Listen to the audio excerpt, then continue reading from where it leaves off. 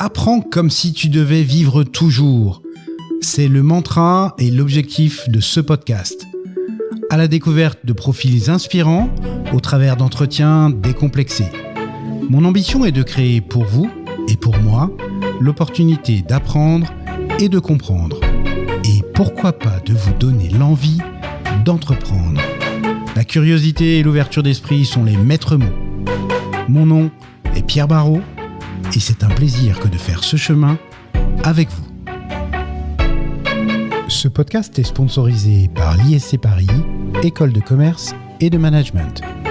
Il est réalisé avec les moyens techniques du studio de podcast du campus Orléans de l'ISC, dont je suis le directeur général.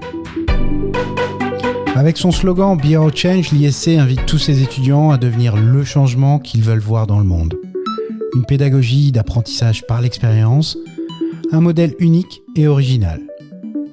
L'ISC Paris, membre de la Conférence des grandes écoles, propose des programmes bachelor, programmes master grande école, Master of Science, MBA, DBA et toute une offre d'Executive Education.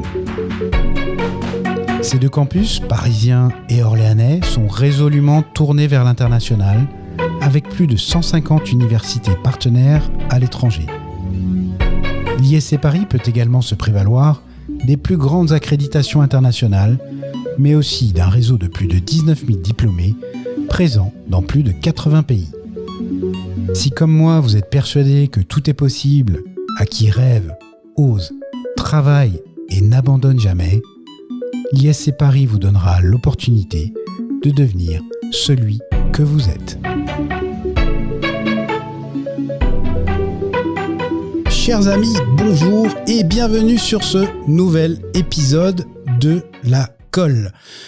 On est dans la série Prise de parole. La parole a de l'importance et j'ai le plaisir, l'honneur et l'avantage aujourd'hui d'accueillir Thierry Watelet. Bonjour Thierry. Bonjour. Un grand merci Thierry d'avoir accepté mon invitation. Alors c'est une mise en relation qui s'est faite sur LinkedIn via notre ami commun qui est Marc-Antoine Ledieu, maître Marc-Antoine Ledieu, grand spécialiste avocat, spécialiste du numérique. Je vous recommande l'épisode 3 et je crois 7 ou 8 de la colle pour découvrir Marc-Antoine. Et le point qui a été pour moi hyper intéressant, parce que je suis tombé sur votre profil, je suis tombé sur on a dit qu'on se tutoyait Thierry. Donc je suis tombé sur ton profil LinkedIn et là j'ai vu un parcours mais alors impressionnant dans les médias, parce que tu as été rédacteur en chef de grandes rédactions, RTL, France Télévisions. On va dire qu'il y a du lourd là, ça pèse quand même. Et avec aujourd'hui une position, un job autour de la prise de parole, tu mènes des conférences, tu coaches, tu encadres, et il y a sur ce sujet-là qui moi m'intéresse au premier chef, il y a plein de choses que je vais avoir envie de découvrir avec toi, et donc j'ai pas mal de questions. Avant d'aller dans le dur du sujet, Thierry, est-ce que tu veux bien... Alors, j'ai essayé de résumer ce que j'avais compris de ton parcours, mais est-ce que tu veux bien nous dire un petit peu, comme ça, finalement, qui tu es, d'où tu viens? Déjà, Watelet, a priori, c'est belge, non? Tout à fait. Donc, je suis de nationalité belge et j'ai jamais changé de nationalité. Je n'ai jamais trouvé la nécessité impérieuse de devenir français. C'est un pays qui m'a accueilli, pour lequel j'ai un respect immense, à la fois pour l'histoire, également pour l'exercice de la pensée. Ça, c'est vraiment absolu. Mais je préfère rester belge pour la raison suivante. C'est un premier ministre luxembourgeois qui avait eu une fois cette phrase, Gaston Thorn. Il avait dit « Plus le pays est petit, plus l'étranger est grand ». Et voilà pourquoi, quand on fait partie d'un petit pays comme le mien, c'est-à-dire que dès que vous faites 1h30 en voiture, vous êtes à la frontière. Donc le monde, vous êtes obligé de le découvrir. Quand vous êtes français, Quand vous avez une histoire telle que la vôtre, avez-vous vraiment la nécessité d'aller vers autrui, étant entendu déjà que votre philosophie ou une partie de celle-ci est dispensée à travers le monde entier? Donc, vous n'avez pas besoin nécessairement d'aller à la rencontre du monde, je dirais au début. Ouais. Et je comprends cela, je comprends tout à fait. En plus, c'est un pays qui est magnifique, la géographie en est belle, l'histoire en est merveilleuse. Ça fait quand même 2 bonnes raisons de rester chez soi et de voir chez soi. Mais c'est vrai. Après, bien sûr, le monde change et donc ça vaut la peine quand même d'aller le découvrir. Et tu vois, ça m'amène à une remarque parce que en préparant, j'ai écouté quelques-unes de tes interventions et à chaque fois, il y a une vraie prise de recul, une remise en perspective. Je pense que tu vas être féru d'histoire. En tout cas, il y a des choses dans ce que tu dis. Enfin voilà, et ça remonte loin. Hein, ça remonte au début du Moyen Âge, voire parfois à l'Antiquité. Enfin voilà, c'est aussi intéressant dans tes réflexions de voir que tu places ça vraiment dans des perspectives historiques et des grands schémas de pensée dans l'histoire. Mais donc, au-delà d'être belge, Alors, non, mais ça veut dire, l'histoire démarre donc à Liège où aux alentours de 15 ans, détermination est claire. Donc ça, c'est un gros avantage quand vous savez exactement ce que vous voulez faire. Je voulais devenir journaliste et je savais aussi comment je ne voulais pas le devenir. Donc je ne voulais pas aller tout de suite dans une école de journalisme, mais je voulais d'abord avoir des clés de compréhension du monde qui m'entourait. Et le hasard a fait que j'avais 2 aînés ils avaient 2-3 ans de plus que moi. Ils étaient en 2e année de droit. Ils m'ont dit, mais viens voir. Donc je suis allé voir. Oh, ça a été un éblouissement. Le premier cours. Ah bon? Un éblouissement. C'était le cours de Monsieur Gotto sur la Common Law et la Common Law droit comparé. Oh, c'était phénoménal de nuances, de précision, d'exercice de la pensée. C'était remarquable. J'ai été séduit. Okay. Et le deuxième cours, je me souviendrai toujours, le cours de Monsieur Stassard sur la fixation des prix selon Keynes. Remarquable aussi, je veux dire, analyse de la chose vraiment brillante. Donc je me suis dit, oui, c'est ça que je veux faire. Oui, mais ça, ce sont les 2 premières années. Ce sont la première année, à l'époque en tous les cas, la première année, vous étudiez le droit romain. Je me suis régalé comme jamais. Et vous voyez également la perspective du droit écrit, non écrit, la limite qui se fait en France d'ailleurs. Elle se fait aux alentours de Salon de Provence. C'est là où au sud, vous avez encore du droit écrit, au nord, vous avez le droit oral. Et cette partition-là de la chose va vraiment avoir des conséquences culturelles importantes. Donc j'ai fait le droit. J'ai fait tout. J'ai fait jusqu'à la fin. Mais alors, j'ai souffert parce que quand on est arrivé dans l'étude des codes, c'est pas ça qui m'intéressait. Mais bon, j'y suis allé. Voilà. Donc, j'aurais pu devenir avocat. Il y a un Dalloz en Belgique aussi ou pas? En Belgique, c'était à Liège. Voilà, c'est à Liège. Et pendant ce temps-là, j'allais souvent en cour d'assises sur les grands procès. Ce qui m'a toujours passionné, c'était de voir comment la parole pouvait renverser les convictions, ou pouvait les établir, pouvait effectivement détruire des raisonnements, en construire d'autres, reconstruire des vérités, etc., etc. Donc ça, j'aimais assez. On voyait aussi à cette occasion-là comment un avocat pouvait rater sa plaidoirie. Ça tient à rien parfois. C'est juste une cheville qui est mal dite, quelque chose qui est mal construit, et donc on ne voit plus le lien entre le début et la phase 2, et ainsi, à partir de là, il y a tout le château qui s'écroule, et il a beau arriver à sa conclusion et dire donc il est innocent, c'est dommage, la démonstration n'étant pas acquise, le doute restera. Quand je dis le doute restera, une conviction peut rester installée. Après, une fois la dernière année... Juste pour précision, quand tu dis que t'es allé jusqu'au bout, t'es allé jusqu'au doctorat. Ah oui. Quand même, il y avait une vraie appétence pour le sujet du droit. Hein. Je suis allé jusqu'au bout. Et puis, là, durant la dernière année, je me suis inscrit à l'École supérieure de journalisme de Lille. Voilà déjà une petite partie de la France. T'avais passé la frontière. Donc voilà, et je m'étais dit, après le concours d'entrée, bon, tu l'as raté, c'est pas grave, il faudra faire autrement. Et donc, j'ai été pris. Et pourquoi alors c'était ce sentiment d'avoir échoué? Oh, tout simplement parce que l'exercice d'actualité, le questionnaire d'actualité était franco-français. Alors bien sûr, je le savais, donc j'avais préparé, mais quand on n'est pas français, même en étant belge, même en étant avec le point, j'avais le point, l'Express de Françoise Giroud à l'époque, réécrit par Françoise Giroud, c'est quand même des monuments. Donc vraiment une très très belle presse, de temps en temps je prenais Le Monde, etc. C'est pas suffisant. Il faut vraiment être en France pour avoir tous les détails d'une actualité très très forte, très vive, passionnante également. Mais bon, puis, bref, on était dans une ère pré-internet aussi. Ah oui, alors là pour le coup vous n'avez pas de portable, on est toujours dans le monde d'avant. 3 semaines avant. Moi, excuse-moi, juste avant, tu dis que c'était une certitude dès tes 15 ans que tu voulais être journaliste. Oui, c'était ça. c'était quoi la flamme? Où est née la flamme? C'était juste, c'est sans doute orgueilleux, hein, analyser le monde. Voilà, c'était observer, analyser, rapporter le monde. Observer, analyser, rapporter le monde. C'était ça, juste ça. Observer, analyser, rapporter le monde. J'aimais ça. T'avais des modèles en tête? Non, j'avais aucun modèle en tête. Non, vraiment, aucun modèle en tête, et même assez creux de ce point de vue-là. C'est-à-dire que même, par exemple, dans mon histoire de l'époque, je n'avais pas intégré, par exemple, des personnalités comme Hemingway. Je n'avais pas intégré des personnalités comme Albert Londres. Vraiment pas. En revanche, voilà, il y avait des choses qu'est-ce que j'admirais l'écriture de Giroud.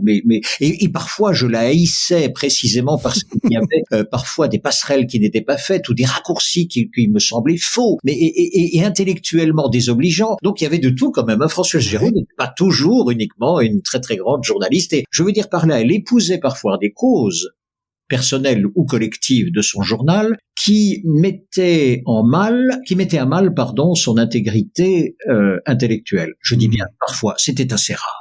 Et ça me révoltait parce que chez une dame de cette qualité, franchement là, non, on peut pas se permettre ça.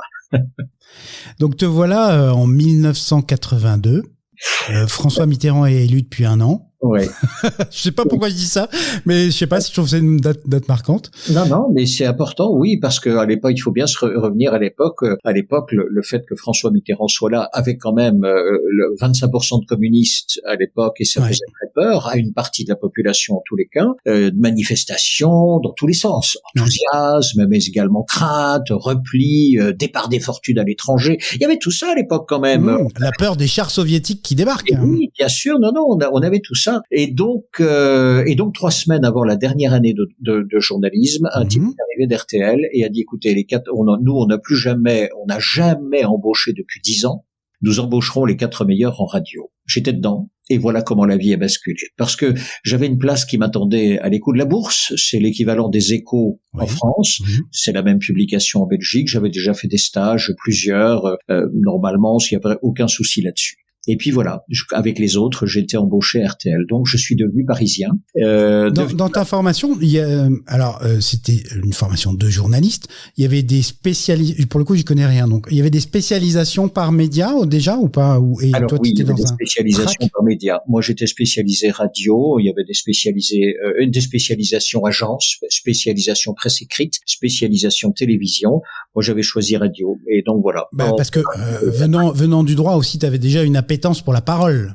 J'aurais pu prendre la télévision, mais la radio vraiment me plaisait beaucoup. Elle me plaisait beaucoup parce que précisément il n'y a pas l'image, et donc avec les mots on doit précisément redresser tous les décors, on doit les peindre, on doit les décrire, on doit décrire également les actions, on doit donner en quelques traits un personnage. Tout cela doit y être parce qu'il n'y a pas d'image. Et en plus, je trouve que le mot est le plus beau véhicule qui fouette l'imaginaire. Du coup, écrivez un papier, donnez-le. Interrogez ensuite 10 auditeurs, ils auront 10 films différents à l'intérieur de leur tête. Et on peut dire de toi que tu es quelqu'un de fidèle, parce que tu vas rester à RTL pendant 18 ans. Oui, absolument, mais il n'y a pas que moi. Alors, il faut dire que RTL est très fidèle aussi. Voilà. Rue Bayard, donc? Ouais, très belle boîte, très très belle boîte. Alors, quand je dis très belle boîte, c'est une boîte qui déjà était une boîte du 21e siècle. Pourquoi ? Toute la rédaction, à l'intérieur de la rédaction, il n'y avait pas de stars, il n'y avait pas de grosses têtes, il n'y avait pas de types qui passaient pas les portes. L'idée générale, l'ambiance générale chez chacune et chacun était, avec beaucoup d'humilité, comment je peux t'aider à faire mieux? Comment je peux t'aider à ce que notre auditeur soit mieux encore? Comment peut-on faire une meilleure antenne? Donc, et ceci très moderne. Ouais, ça c'était une grande simplicité. Alors on pouvait toujours, mais vraiment toujours, demander à quelqu'un, peux-tu m'aider là-dessus? Et toi tu le dirais comment? Et est-ce que ton avis ça c'est bon ou pas? Etc. Ça c'est vraiment, moi c'est ce qui me reste le mieux. Alors au-delà des fous rires, etc. Mais c'est ce qui me reste de mieux. Il y avait une très très belle ambiance, très très belle ambiance, vraiment formidable ambiance de travail. Alors ça veut pas dire que tous les jours sont agréables, mais je n'ai jamais connu par exemple d'engueulades majeures, de bouderies incroyables. Ou etc. Je ne vais pas dire que tout le monde s'aimait jusqu'à passer des vacances ensemble. En revanche, professionnellement, tout le monde était là au bon moment, avec son esprit critique et aussi sa bonne volonté. Et ça, je dois reconnaître que pendant ces 18 années-là, ce furent des années d'exception. Oui, vraiment. Et un grand merci. En plus, des gens brillants. Vraiment, Pierre-Marie Christin, par exemple, vraiment une personnalité, une façon de penser l'actualité, un esprit critique, un regard critique. Alain Cros, oublié aujourd'hui, mais Alain Cros, grande élégance à l'antenne, dans l'écriture. Jacques Chaput, extraordinaire style. C'est un style de phrase principale, presque à la Cicéron. C'est quelque chose d'incroyable. Il parlait comme on tape au marteau, si je puis dire, avec tellement de précision sur chaque coup. C'était impressionnant. Ta première fois à l'antenne, ça a fait comment? Tu t'en souviens ou pas? Alors non, la première fois je m'en souviens pas. Je me souviens du premier 13h. C'était un dimanche. On était pendant les vacances à ce moment-là et évidemment les grands de la station sont en vacances et on me dit écoute tu présenteras le 13h. Waouh. Petit coup de pression. Ah ben, un stagiaire qui présente un 13h, c'était quand même assez rare. Et donc, oui, on avait tellement fait d'exercices à l'école de journalisme. Oui. On avait tellement vu tous les cas de figure où ça peut merder, où il peut y avoir où la liaison n'est pas bonne, etc. Parce qu'encore une fois, quand tout va bien, je dirais à la limite, mais c'est comme partout, tout le monde peut piloter un journal par temps calme. Le problème, c'est quand le temps commence à se couvrir, que la tempête se lève et que les pépins s'accumulent. Et là, il faut être présent et il faut avoir entre guillemets un petit peu de bouteille. Alors un stagiaire n'a pas trop de bouteille. Attention, il ne faut pas non plus renverser les choses. Simplement, encore une fois, l'écolage que nous avions eu, l'entraînement que les aînés nous avaient donné était de qualité et nous avait permis d'être là où on nous attendait dans l'imprécision qu'on pouvait avoir à l'époque, sans problème. Alors, dans la série, les tips and tricks qui m'intéressent au premier chef. Alors, la colle, c'est toujours apprendre et apprendre encore. Hein.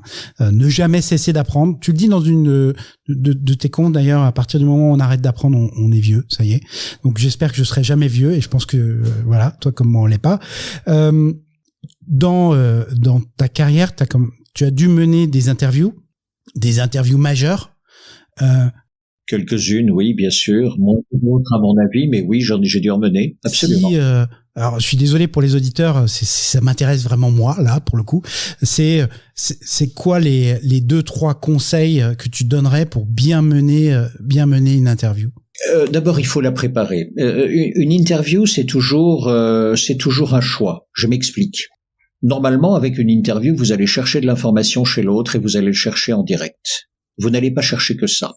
Parce que vous faites venir la personne en studio, il va y avoir une ambiance, il va y avoir des sourires, il va y avoir éventuellement une tension, un climat va s'installer et on va comprendre la personne au-delà des mots. Donc voilà pourquoi on l'a fait venir. Et maintenant, une toute dernière chose. Si la personne n'était pas venue, comment auriez-vous dit les informations qu'elle va vous délivrer ? Vous les auriez dites de façon beaucoup plus dense, beaucoup plus condensée, peut-être beaucoup plus claire. Donc, dans une interview, vous devez vous demander pourquoi je fais venir la personne. Je la fais venir pour quelle raison? Qu'est-ce que je souhaiterais qu'elle nous dise qu'elle n'a pas encore dit? Sur quoi puis-je la faire réagir éventuellement? Et donc, toujours, il y a la première question. Et la première question est vraiment importante. Dans une première question, elle peut être boulevard ou bien elle peut être resserrée. La question boulevard, c'est bienvenue, comment allez-vous? Et que pensez-vous de cette actualité? Alors, que pensez-vous de cette actualité? Alors, c'est un boulevard à 4 voies dans lequel la personne va dire exactement ce qu'elle a envie. Il n'y a vraiment aucune contrainte. Ou bien, vous resserrez la chose et vous dites, plusieurs généraux en retraite signent une tribune. C'est une tribune qui est proche Front National dans l'idée. Je vois de quoi tu parles. Ils vont ici être en dehors de leur droit de réserve. Ici, à votre avis, y a-t-il, oui ou non, motif à condamnation? Oh là! Et vous voyez comme la question est resserrée. Oui. J'ai tout dit déjà, je resserre, il n'y a plus qu'un sentier d'expression sur lequel je demande ici à la fois une expression sur les motifs et aussi sur la réponse claire. Donc, on voit bien que dans le direct, normalement, les questions doivent être extrêmement resserrées, très précises, pour aller chercher la précision de la pensée, mais aussi ne pas se précipiter sur la réponse, ne pas se précipiter sur un blanc, sur un temps de silence, le laisser respirer. C'est là où l'ambiance va arriver. Ne pas hésiter également à pouvoir avoir du sourire ou bien de la tension, à pouvoir tout de suite remonter au filet. Exemple, vous posez une question, mais attention, il faut être prêt. Donc, dès le moment où vous lâchez la balle, dès le moment où vous posez la question, vous montez au filet parce que vous dites, si jamais il ne me répond pas, je le coupe et je y vais tout de suite. Ça, ce sont des stratégies. Malheureusement, ce sont des stratégies que vous voyez trop souvent et uniquement mises en route dans les interviews politiques que vous voyez aujourd'hui. C'est-à-dire que le ou la journaliste pose la question, à peine la réponse est enclenchée que déjà on a un coup de smash au filet qui se poursuit. C'est insupportable, tout le monde le sait, puisque la personne n'a pas eu le temps de répondre de l'autre côté et elle n'a pas eu le temps de développer son idée. Ah, c'est vraiment malheureux, dommage. Alors on l'a dit, merci pour ces conseils. On l'a dit, tu as été en position de rédacteur en chef à RTL, donc ça veut dire que tu encadrais aussi des journalistes, tu prenais des décisions. Et en fait, ce à quoi je pense, je pense que c'est une intervention que tu as fait bien plus tard auprès devant la rédaction de l'info de RTL, qui était un speech motivationnel. Je sais pas si tu vois de quoi je parle. Alors tu commences par 2 verbes, être et faire. Et je trouve que ce speech-là, il mériterait d'être entendu dans plein de boîtes. Alors, t'enlèves RTL par Tartampion et compagnie, et honnêtement, dans la logique, une entreprise change, évolue, elle subit des hauts, des bas, etc. Je pense que le discours est plein et entier, mais pourquoi je te dis ça, c'est que quand on t'entend parler, on entend l'affect que tu as pour ce média-là, cette boîte-là en particulier. Je sais pas si tu peux resituer un petit peu le contexte et nous en dire un petit peu plus, mais et derrière d'ailleurs, ça fait la transition avec ce que tu deviendras. Alors après France Télévisions, etc., mais parce que c'est une puissance de la parole dans l'entreprise. Alors ça, les journalistes n'y sont pas prêts. Je vais arriver sur ce cas-là, mais les journalistes ne sont pas formés là-dessus. C'est-à-dire les rédactions généralement sont extrêmement mal managées. Un rédacteur en chef ne sait pas manager ses troupes. Il sait avoir du pouvoir, peu d'autorité généralement, et c'est assez dommage. On ne l'a pas formé pour ça, et il ne veut pas l'entendre. Il y a ça aussi. Ici, il s'agissait de RTL Info. RTL Info, c'est la sœur jumelle d'RTL, mais en Belgique. Il venait de subir un gros traumatisme social. Il y avait un tiers de la rédaction qui avait été licencié, ou bien avec des départs volontaires, etc.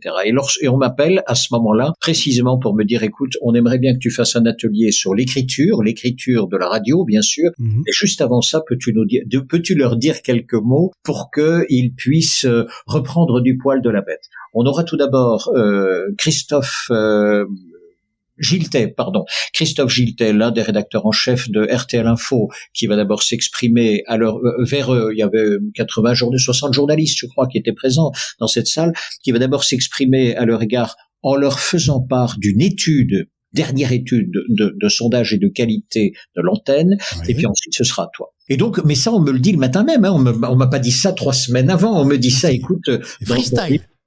Dans 10 minutes, c'est à toi. Voilà, c'est tout. Dans 10 minutes, c'est à toi. Et donc, je me dis, comment, et c'est une très belle interrogation.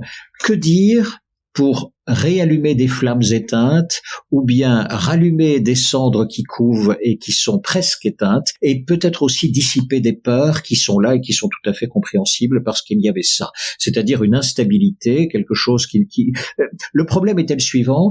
Ils avaient modifié déjà un certain nombre de choses sur leurs antennes. Ils n'en étaient pas encore tout à fait satisfaits, comme tout changement, parce qu'ils n'en avaient pas encore fait une routine. Donc on était dans ce stade-là. Et en plus, ils savaient que ce n'était qu'un premier changement. Il y a un deuxième qui était déjà annoncé. Donc à l'inconfort du moment s'ajoutait la peur de l'inconfort futur. Voilà quel était le problème à ce moment-là. Je ne dis pas que j'ai réussi. En tous les cas, je crois à la fin du propos, tous avaient le sourire.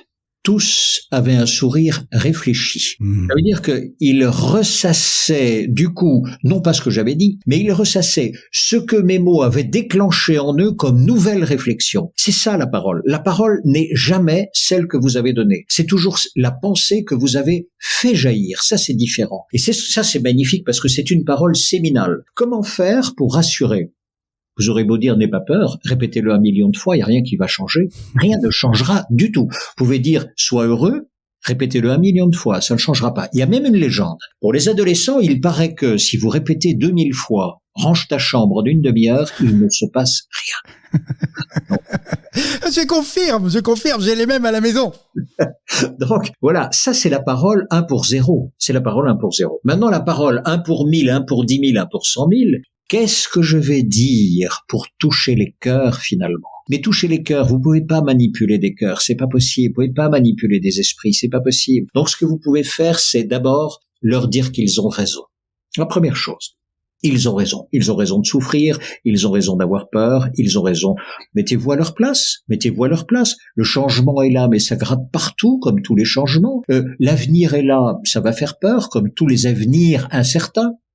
Parfait. Une fois qu'on a dit ça, on fait comment? Où va-t-on chercher la pépite, la flamme, l'étincelle qui fait que, une fois qu'on a dit cela, on peut commencer à réfléchir ensemble autrement et à le vivre différemment. Peut-être d'abord, je crois que c'est l'un des arguments que j'ai utilisés, c'est précisément en leur disant, mais où est votre motivation personnelle? Pourquoi vous faites ce job-là? Pourquoi vous le faites?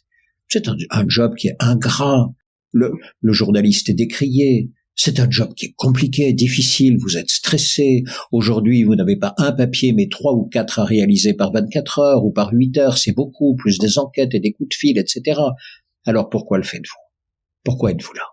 Et une fois que vous aurez répondu à cette question-là, nous pourrons répondre ensemble à la suivante, et de tous ces talents réunis, de toutes ces convictions assemblées, une pierre seule ne vaut rien, mais une fois assortie à d'autres, elle devient temple, Saint-Exupéry. Eh bien, à partir de là, on va pouvoir construire la rédaction et le produit suivant. Donc, j'ai besoin de cette motivation. Alors, si votre motivation n'est plus là, si vous la sentez friable, si vous la sentez fragile, c'est peut-être l'instant où il faut se réinterroger. Est-ce que je suis encore à ma place là où je suis? Ne vaudrait-il pas mieux peut-être que dans ma trajectoire professionnelle, je puisse partir ailleurs? C'est envisageable, il n'y a rien de grave là-dedans, ce n'est pas quelque chose d'exceptionnel, c'est juste le pas suivant, il sera où? Et en réalité, ce qui a été, je pense, vécu durant ces 20 minutes de propos, je crois que c'était un souffle qu'il n'avait pas encore entendu ou qu'il n'avait pas entendu comme ça, c'est tout, et qui leur a permis de réfléchir autrement et peut-être de gagner quelques lueurs d'espoir et de reprendre de l'énergie. Il n'y avait aucun mensonge dans ce que j'ai dit. Je leur ai dit aussi, mais comment croyez-vous? Parce que Gilles Tay, ça fait 20 ans qu'on est ensemble, ça fait 25 ans qu'on se connaît. Dites-moi, quand on était à votre place, est-ce que vous pensez une seule seconde que nous avions en tête que 25 ans plus tard, il y aurait 60 jeunes femmes et hommes jeunes là, dans cette salle, qui constitueraient la rédaction d'RTL, mais on n'avait jamais imaginé ça. Enfin, il y a 30 ans, RTL Belgique était au fond du jardin avec les chiottes à côté, il faut bien comprendre ça. L'imaginaire ne nous poussait absolument pas à se dire, et un jour on sera à Bruxelles, et un jour on sera à Bruxelles avec une salle incroyable, une radio percutante, et des gens performants autour. Vous voyez comment les choses se dessinent. C'est pas avec une projection générale comme cela d'un coup dans 25 ans, voilà ce qu'on sera, pas du tout. C'est un pas à pas. Une vision et un pas à pas. Donc vous aurez beau dire, on va progresser, c'est vrai, voici vers quoi on va, mais après, c'est jour après jour. Eh bien, vous y êtes, bienvenue. Et vous, la vision, c'est quoi? Et le pas à pas, c'est quoi? Et dernier point, quelle est la boussole? Finalement, l'ultime boussole, quand tout s'effondre, quand tous les repères partent, quand les tuyauteries changent, quand les réseaux sociaux arrivent, d'autres disparaissent, etc. Qu'est-ce qui fait que, quel est l'invariant? L'invariant, c'est l'autre. L'invariant, ce sera votre auditeur. Ou bien il vous a compris et il vous remerciera. Ou bien il aura été passionné et il restera, ou bien il n'aura pas compris et il partira, ou bien vous ne l'aurez pas passionné et il sera infidèle. Voilà ce qui se passera. Donc maintenant, à vous de jouer. Mais le problème que vous avez, ou plutôt cette question magnifique que vous devez résoudre, c'est la même depuis 2500 ans. Elle n'a pas changé. Comment faire pour que l'autre soit intéressé par ma parole, par mon propos, etc. Alors ici, on en fait le commerce, bien sûr, sur les radios privées. J'aime cette idée d'invariant. Trouver son invariant, cette boussole. Alors, on en parle pas mal en stratégie d'entreprise. Je suis un féru de Simon Sinek qui parle du why. Et honnêtement, enfin, le concept qui développe, j'ai pas honte de le dire. Le jour où je l'ai entendu, ça a vraiment changé ma vie et ma perspective sur les choses, et aussi ma perspective dans ma manière de m'exprimer. Et lors de ce speech-là, ce qui est intéressant aussi, c'est que finalement, tu leur redonnes le pouvoir. Ils reprennent le pouvoir de décider pour eux. Et j'y vais pas. Et si j'y vais, pourquoi? Et ce pourquoi, il est en résonance avec mon pourquoi et avec qui je suis. Et donc ça devient hyper puissant. Ouais. Mais on reviendra sur la puissance de la parole parce que le chemin ne s'est pas arrêté. Et à un moment, tu vas faire des infidélités à la radio pour aller vers la télévision. Alors il y a un truc que je comprends pas dans ton profil, c'est écrit à un moment il y a RTL et France Télévisions, les deux en parallèle, mais surtout il y a Martinique, Mayotte, Paris. Dis-nous-en un peu plus là-dessus. Alors, ça démarre par la crise Bouvard à RTL. D'accord. On vire Bouvard. Et alors, à ce moment-là, on entre dans une crise très très forte, crise de confiance très très forte à RTL. Je ne suis pas le seul rédacteur en chef, nous sommes 3. Nous nous réunissons et nous nous disons qu'est-ce qu'on fait avec tout ça, parce qu'on perdait des auditeurs à ne plus savoir qu'en faire. Labro était en dépression, Bazerolles avait fait un putsch, en gros, je résume, mais c'était ça. Et mais donc, oui, t'as bossé avec Philippe Labro. Ah, mais bien sûr, moi c'était mon directeur général pendant longtemps, pendant 15 ans, oui, bien sûr, et Bazerolles pendant 16 ans, voilà. Donc oui, donc j'ai eu des maîtres qui étaient tout à fait respectable et impressionnant. Vraiment, j'ai eu beaucoup de chance là-dedans. Et donc, à partir de là, la rédaction inquiète, souvent interroge, bien sûr, alors qu'est-ce qu'on fait, etc. On a toujours répondu, on va essayer de faire ce qu'on fait de mieux, c'est-à-dire l'info, c'est tout. Et le reste, on s'en occupe pas, c'est pas notre job, laissons faire, on verra. Et un nouveau directeur général est arrivé, nouveau directeur de l'information est arrivé, c'était Noël Quedel, il venait du Parisien, il venait de l'Équipe, c'était un grand monsieur de la presse écrite, c'est un ami. Et on déjeunait trois mois avant, et il a commencé à dire, mais ne vous inquiétez pas, nous allons reprendre dans les sondages 1,5 points par an sans problème, etc. J'étais le trouvé, je dis Noël, tu peux pas dire ça. Ça fait quand même 20 ans qu'on est dans la boîte, à peu près pour chacun, et tu vois, même avec une pente de 45 degrés, le vent dans le dos, on sait que si on gagne 0,8 en correction, avec correction des variations saisonnières par an, ce sera beaucoup. Donc, il faut pas commencer à dire n'importe quoi. Si, je t'assure, etc. Mais, en fait, c'est la confiance dans mes supérieurs qui n'était plus là. Pour la première fois, je n'étais plus en accord avec mes supérieurs hiérarchiques. Alors, quand vous n'êtes plus en accord, il faut s'interroger sur vous-même, pas sur les autres. Est-ce que vous êtes toujours utile là où vous êtes? Et n'allez-vous pas devenir finalement un mauvais poil à gratter? Donc, j'avais une boîte aussi et je formais entre autres des rédacteurs en chef de France Télévisions. Je suis allé les trouver en me disant est-ce que vous avez besoin de quelqu'un? On m'a dit on a besoin de quelqu'un en Martinique. Est-ce que ça vous intéresse? Je dis oui. Est-ce que vous connaissez? Non. Et je suis parti. Et là, alors... Comme ça, en quelques semaines? Oui. Ah, mais bien sûr, oui. Et donc, et c'est sans doute l'une des meilleures décisions de ma vie. Mais vraiment l'une des plus belles décisions. Et je vais vous expliquer pourquoi. C'est après qu'on voit ça. Mais c'est assez... À refaire, je le refais vraiment. On pense toujours que ce sont les trajectoires montantes qui sont les plus belles, les plus exceptionnelles, etc. Et on peut en avoir cette impression. En réalité, que voulez-vous qu'il m'arrive rue Bayard, 8e arrondissement, juste à côté de l'avenue Montaigne, l'avenue de la Mode, l'avenue qui est à un jet de cailloux du Georges V, du Plaza Athénée, etc. et des Champs-Élysées. Mais rien. Toute ma vie, je vais me battre pour 0,6 en plus dans les sondages. Ça va être ça, ma vie. Alors, vous allez me dire avec de belles péripéties, avec de gens magnifiques, etc. C'est vrai, mais ça va être ma vie. C'est tout. C'est ça. Arrivé en Martinique, la Martinique n'allait rien m'apprendre sur mon métier. Vous arrivez d'RTL, c'est quand même la première division, soyons clairs. Donc, sur le métier, non. En revanche, qu'est-ce que la Martinique ne m'a pas appris sur les hommes que je ne savais pas? Je suis arrivé avec la mauvaise couleur. Je suis arrivé avec le mauvais diplôme. Je suis arrivé avec le mauvais grade. Je suis arrivé au mauvais moment. Autrement dit, le racisme, je l'ai connu. 14 menaces de mort. Les savonnettes et les pots de banane dans tous les coins, je les ai vus. Ouais. J'ai vu la mauvaise foi, j'ai vu la méchanceté, j'ai vu tout cela. Vraiment, j'ai vu. Mais je ne redirai jamais assez merci pour ceci.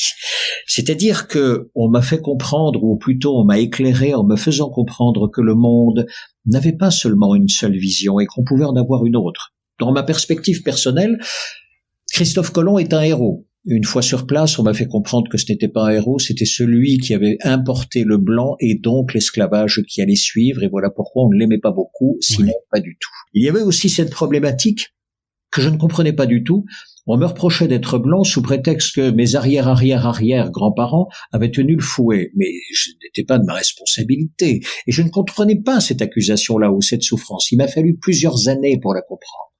Et quand vous commencez à comprendre vraiment la souffrance de l'autre, lorsqu'il vous dit « mais tu sais, ça me fait mal », eh bien là, vous commencez à vivre vraiment. Et vous commencez à comprendre, à vivre, à avoir les mots justes, à être en accord, en harmonie, et vous commencez à progresser. Autrement dit, c'est un temps long que d'apprivoiser l'histoire de l'autre. Et l'histoire ne se résume pas à la génération, et elle ne se résume pas au café que vous allez prendre sur un coin de table en discutant de choses et d'autres, y compris de l'esclavage et des chaînes portées. Non, pas du tout. Parfois, il faut remonter sur des siècles pour pouvoir comprendre le nœud d'aujourd'hui. Et un jour, un type m'a dit ceci, il m'a dit, tu sais, mais toi, quand tu remontes tes livres d'histoire, qu'est-ce que tu vois?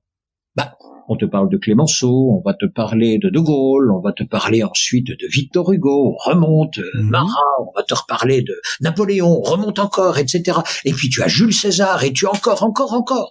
Et tu ne cesses de rencontrer des héros. Moi, dit-il, quand je remonte mon histoire, j'ai des chaînes, ensuite j'ai un voyage vers l'Afrique et rien. Je sais pas d'où je viens. Et tu vois, dit-il, ça dans mon histoire à moi, ça me fait mal. Je ne sais pas d'où je viens. Quelque part, mais il y a un moment où la géographie a interrompu l'histoire, où les choses ne se sont pas bien faites, et ça, aujourd'hui, cela me marque encore dans ma mémoire. Ça, il faut le comprendre et l'accepter, et quand on comprend cela, on peut commencer à grandir ensemble. Et je ne remercierai jamais assez la Martinique de m'avoir ouvert le regard là-dessus. Également, sur la méchanceté des hommes. À RTL, vous pouvez pas être méchant. Vous entendez la méchanceté des mots, mais vous n'êtes pas méchant à RTL. Et donc là, oui, vous commencez à prendre des coups. Autrement dit, là, c'est la véritable humanité sur laquelle vous commencez vraiment à prendre les choses. Là, oui, c'est bien. Et donc, à partir de là, se posent des questions fondamentales pour vous. Et la première est la suivante. Lorsque vous voyez que votre conteneur est en train de se faire, donc vous déménagez, vous partez. Oui. À ce moment-là, vous faites le bilan personnel. Vous partez avec quoi? Votre vie, c'est quoi? C'est quoi votre vie? Vous partez avec quoi là? Le vrai bagage, il est à l'intérieur. Donc, et là, vous commencez à faire le tri. Qu'est-ce qui est important? Qu'est-ce qui ne l'est pas? Avec quelle valeur je vis et avec quelle valeur je ne vis pas? Et donc, et voici les conséquences. Et une fois à l'intérieur de la rédaction, là où dans la rédaction il y avait beaucoup d'animosité, d'opposition, etc. Malgré tout, on garde donc un cap professionnel, un cap bienveillant, j'insiste, un cap d'accompagnement sans cesse, et également d'exercice de la ligne jaune. Vous êtes obligé de rappeler la ligne jaune et de dire ça, je ne l'accepte pas et on ne le fera jamais comme ça, etc., etc. Donc vraiment, c'est à ce moment-là où vous êtes confronté non pas aux valeurs dont vous dites porteurs, mais aux valeurs que vous appliquez dans l'adversité. Ce sont les plus belles, ce sont les mieux forgées, ce sont celles que vous allez écrouir avec les plus grandes forces et qui vont vous rester. Donc merci pour ces 2 années et demie passées en Martinique. Elles m'ont marqué à tout jamais. J'ai l'habitude de dire, quand vous avez managé là-bas, vous savez manager dans le monde entier. C'est la plus belle école. Allez-y. Franchement, la plus belle école. Parce que là, vous êtes obligé, vraiment, si vous voulez être un leader, d'être d'abord au milieu, pas devant, au milieu de commencer à comprendre, et puis ensuite de souder, et puis d'emmener, et de voir quelles sont les forces alliées, les autres, etc., et tout cela tourbillonne. C'est intéressant, franchement intéressant. Donc, merci. Mayotte, différent. Mayotte, c'est 99%. C'était, alors, ça a changé, mais à l'époque, on est en 2003, ce sont 99% d'islam doux. Oui. Pour la première fois, la religion à laquelle j'appartiens, non pratiquant, religion catholique, est minoritaire. Dans ma vie, c'est la première fois que ça m'arrive. Je peux vous assurer que quand vous êtes sur une île, loin de vos bases, loin de votre culture, que la religion musulmane est majoritaire, très douce encore une fois, j'insiste, il n'y a pas de conflit. Mais vous tenez à votre culture, parce que vous vous dites à ce moment-là, c'est à toi maintenant à porter la chose. Donc je vais sonner les cloches. Donc je vais à la messe le dimanche, moi qui n'y allais jamais, j'y vais. Pourquoi? Mais parce que le rite doit se faire, parce que je suis porteur de cet héritage. À ce moment-là, il n'y aura que moi avec une poignée d'autres pour pouvoir entretenir ce rite-là et cette prière à ce moment-là. Alors j'insiste, pour celles et ceux qui ne croient pas, mais franchement, aucun souci. Simplement, voyez votre environnement, il va changer. Vous ne croyez pas. Très bien, mais vous étiez entouré, grosso modo, d'une culture judéo-chrétienne et 12 heures d'avion plus tard, vous êtes entouré d'une culture musulmane dans des terres inconnues. Magnifique quand même, non? C'est superbe. Et donc, à ce moment-là, vous vous remettez en question sur qu'est-ce qui fait de nouveau votre ancrage, là où vous êtes, dans votre culture, votre religion, etc. Je ne croyais pas plus qu'avant, mais j'étais dans le rite culturel que l'on m'avait légué. Et je ne voulais pas qu'il disparaisse. Non pas par conflit, il n'y a pas de conflit, par existence, parce qu'il y aura un après. Et le présent, j'en suis à ce moment-là responsable. Et ensuite, je lèguerai à d'autres. La course de l'humanité continue. Je dois faire ma part. Je l'ai faite à ce moment-là. Jusqu'au bout.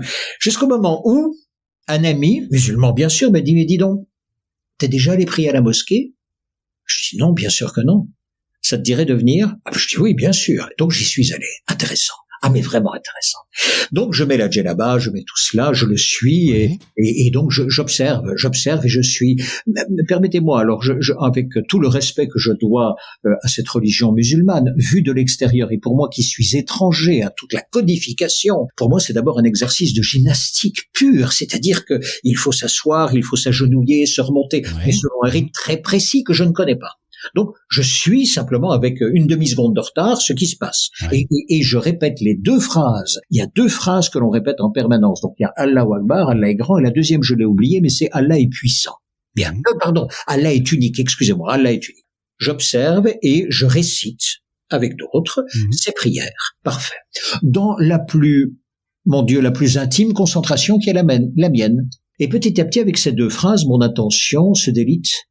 Je commence à répéter de façon mécanique la phrase. Et j'observe chez mes voisins s'il y a ce même délitement. Franchement, je n'en ai pas la réponse. C'est tout.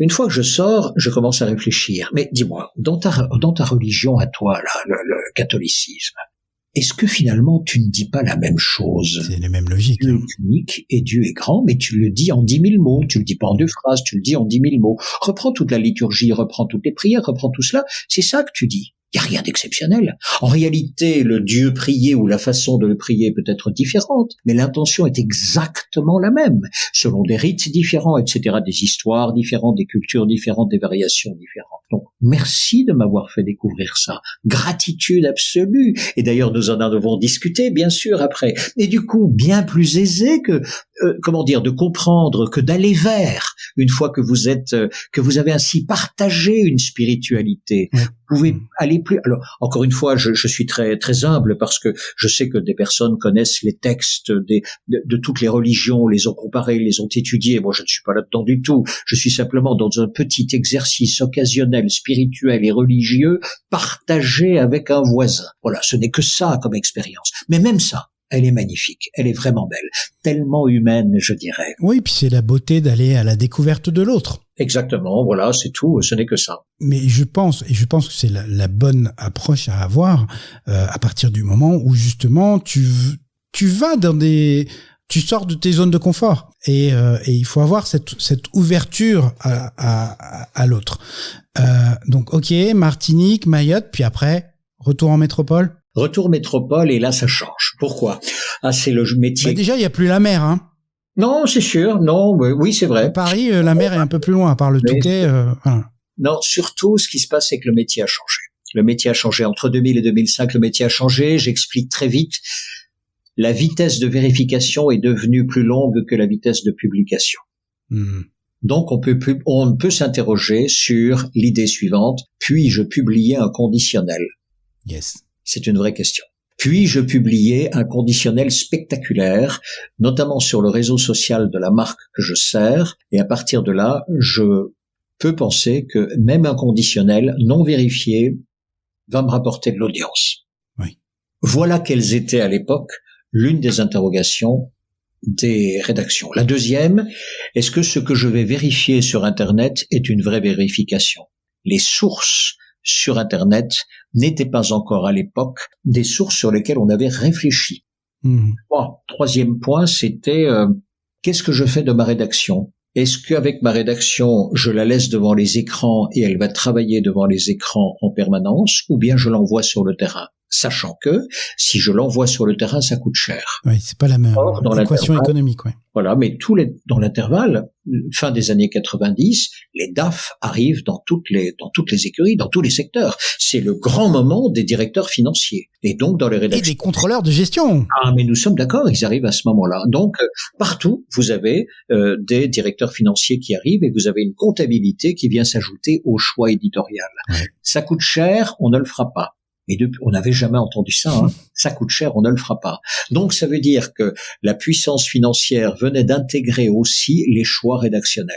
Donc le métier change, il change également parce que certaines rédactions ne vérifient plus, parce que on pousse la palabre et le caquettage plus que ce sur quoi le métier est assis. Il est assis sur un verbe assez simple, c'est le verbe vérifier. Ce qui va vraiment distinguer le propos du journaliste professionnel du propos de monsieur, madame, tout le monde, c'est que le premier peut dire ce que je vais vous affirmer ici, je l'ai vérifié 3 fois. Ouais. C'est tout. C'est pas plus, hein. C'est très humble et très difficile. Très, très difficile. Mais c'est la seule noblesse du métier. Le reste, c'est du talent, c'est tout ce que vous voulez. Mais c'est d'abord ça, hein. S'il n'y a pas ça, on n'est pas loin du café du commerce, hein, s'il n'y a pas ça. Un café du commerce déguisé, structuré, tout ce que vous voulez, avec un titre et une manchette, mais enfin, ça reste ça. Donc, là-dessus, je ne suis pas en train de vous dire que 37 000 journalistes encartés de France ont basculé systématiquement dans le roman. Je ne dis pas ça du tout. Je dis qu'à ce moment-là, beaucoup de rédactions ont douté. Elles ont commencé à douter en tentant, à gauche ou à droite, des efforts. Ou bien on vérifiait pas, mais on gagnait en audience. Ou bien on faisait du buzz. Le mot commence à arriver. Donc, on attire l'attention plus qu'autre chose, etc., etc. Dans ces conditions-là, je vais être très clair. À France Télévisions, vous avez 2 sortes de placards, ceux qui ferment de l'extérieur et ceux qui ferment de l'intérieur. Je me suis mis dans un placard qui fermait de l'intérieur. Donc, là où, en principe, j'étais à l'abri de mes supérieurs hiérarchiques. Indéboulonnable. Et c'est pas indéboulonnable, mais si je fais bien mon job, personne ne viendra me chercher noise. Voilà. Et le temps a passé.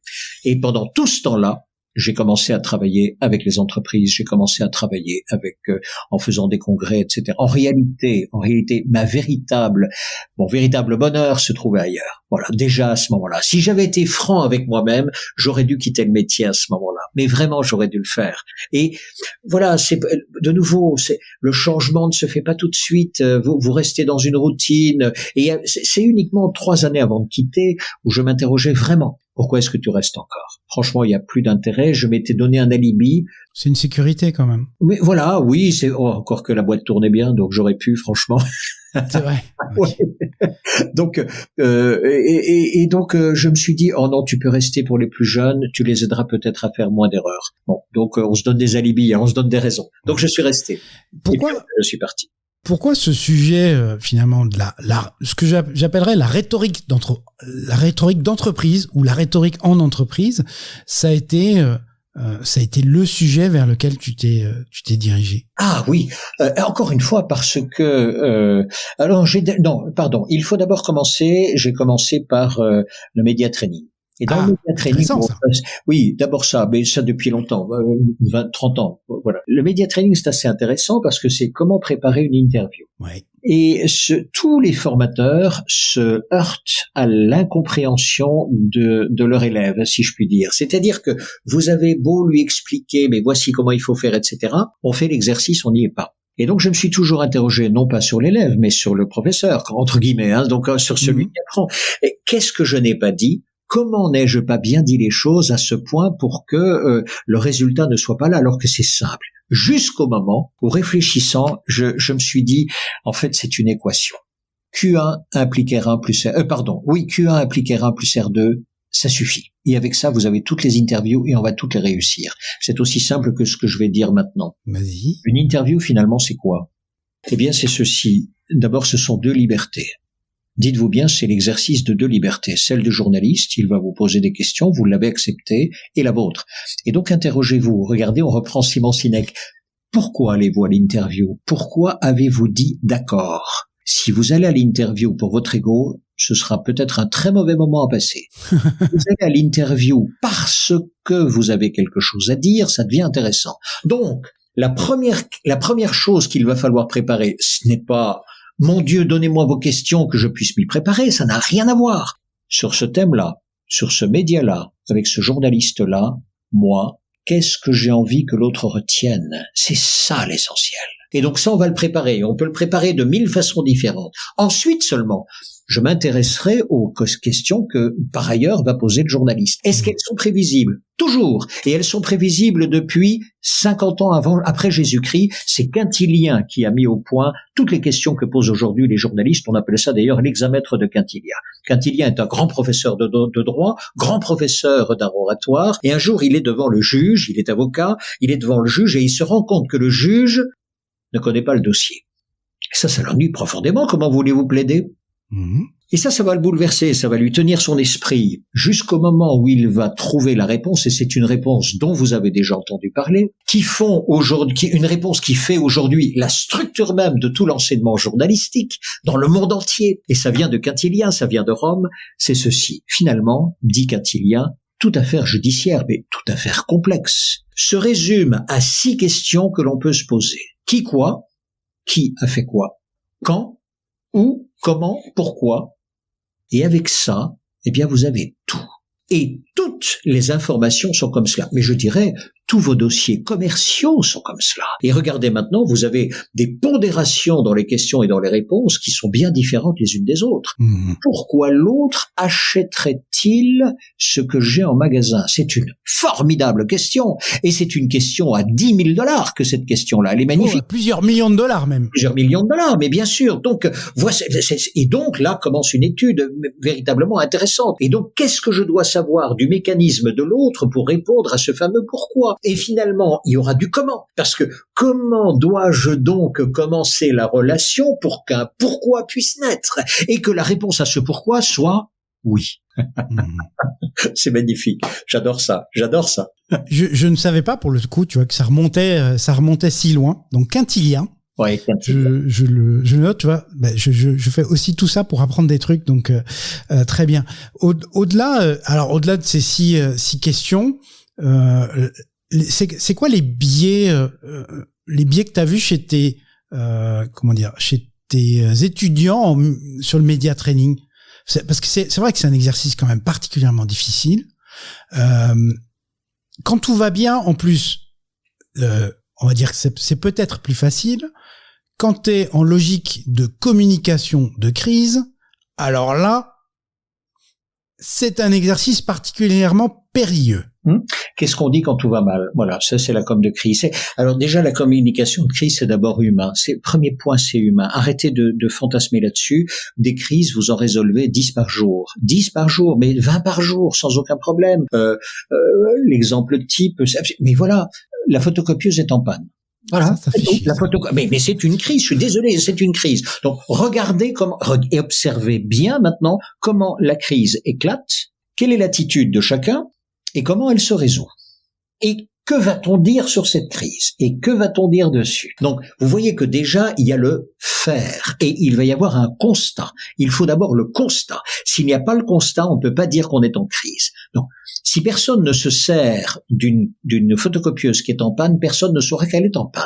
Donc, il faut d'abord que quelqu'un puisse dire, nom d'un chien, il y a un problème, je viens de demander à la photocopieuse d'imprimer, elle n'imprime pas. Question, c'est ton ordinateur ou c'est l'imprimante? Bonne question. Est-ce que le lien est bien fait? Dis-nous, est-ce que tu es sur le bon réseau et sur la bonne imprimante? Vous voyez comment ça commence. Et donc ensuite, on arrive à l'imprimante, très bien. Et pendant ce temps-là, on fait la file. Pendant ce temps-là, on s'impatiente. Donc, qu'allez-vous dire à tout? Attention sur les clients, ça sur les clients.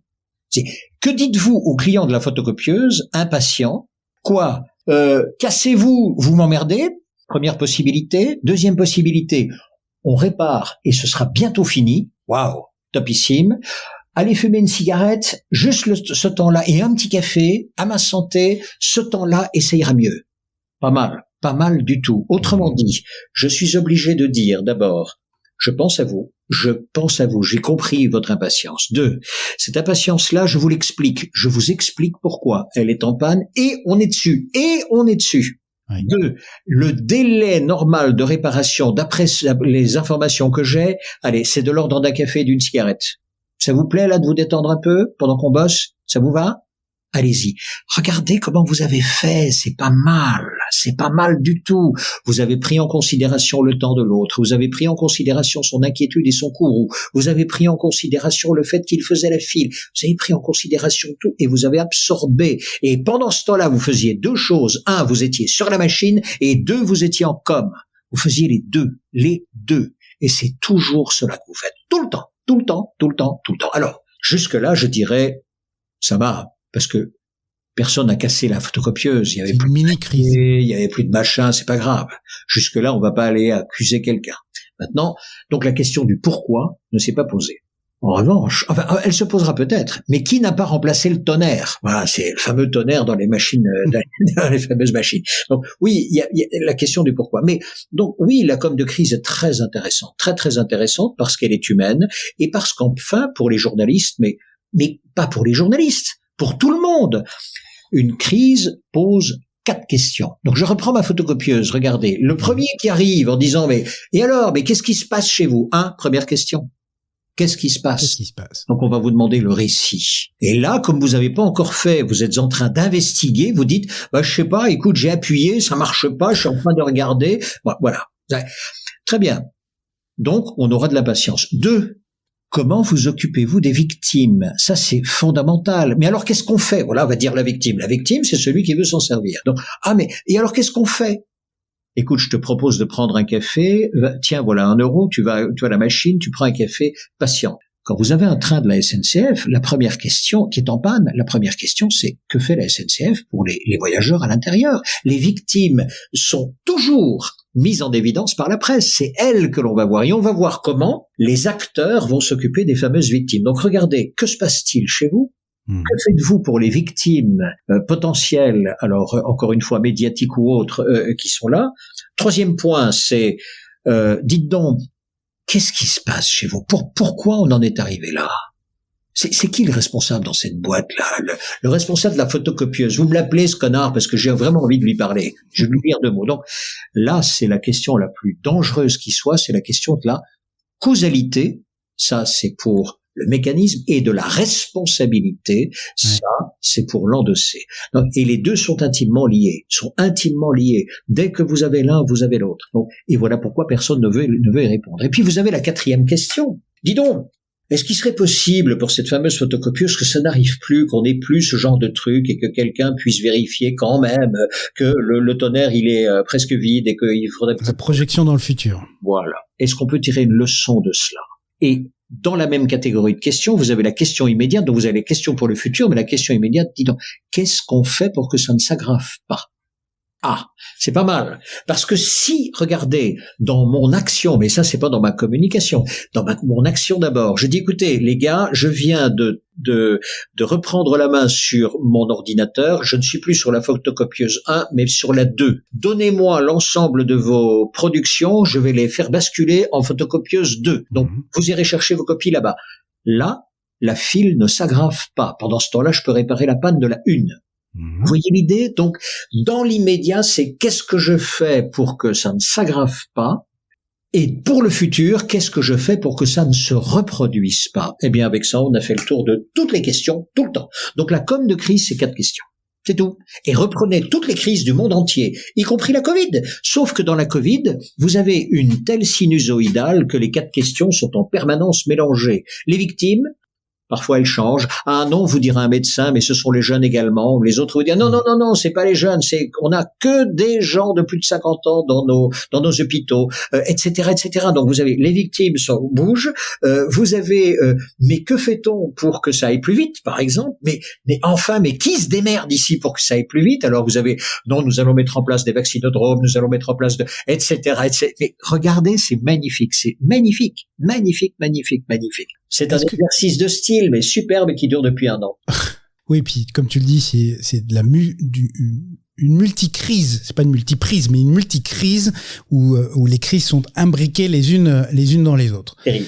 Est-ce que alors, je sais pas si tu peux en parler, mais est-ce que tu as justement accompagné certains chefs d'entreprise dans ces moments particuliers?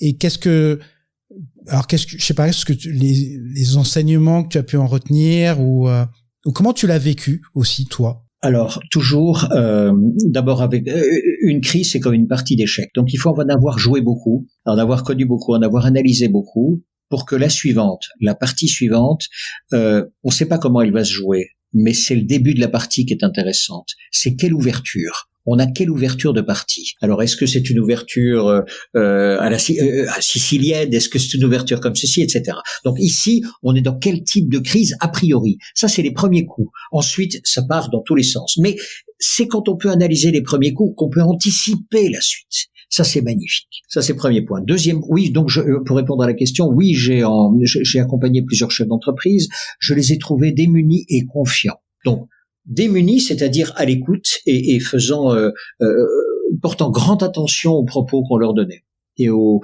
stratégies qu'on leur expliquait. Et puis t'arrives un peu comme un Deus ex machina là. Pas du tout. Justement, ça c'est justement jamais cela. C'est toujours donner et écouter, parce que de son côté, lui, il a sa boîte, il a sa culture, il connaît ses collaborateurs, etc.